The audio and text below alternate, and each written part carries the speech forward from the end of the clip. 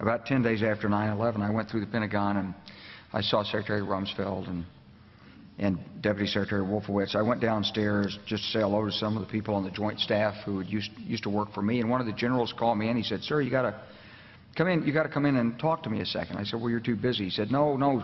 He says, "We've made the decision. We're going to war with Iraq." This was on or about the 20th of September.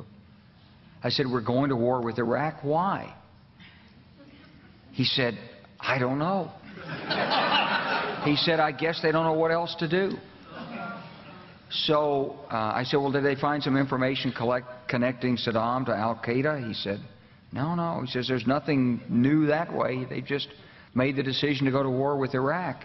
He said, "I guess it's like we don't know what to do about terrorists, but we've got a good military and we can take down governments." And he said, "I guess if the only tool you have is a hammer, every problem has to look like a nail." So I came back to see him a few weeks later, and by that time we were bombing in Afghanistan. I said, "Are we still going to war with Iraq?" And he said, "Oh, it's worse than that."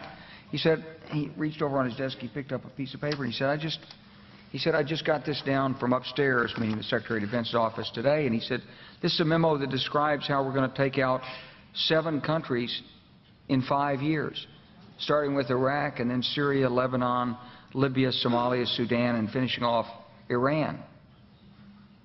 I said, "Is it classified?" He said, "Yes, sir." So go through the countries again. Well, starting with Iraq, then Syria and Lebanon, then Libya, then Somalia and Sudan, and then back to Iran.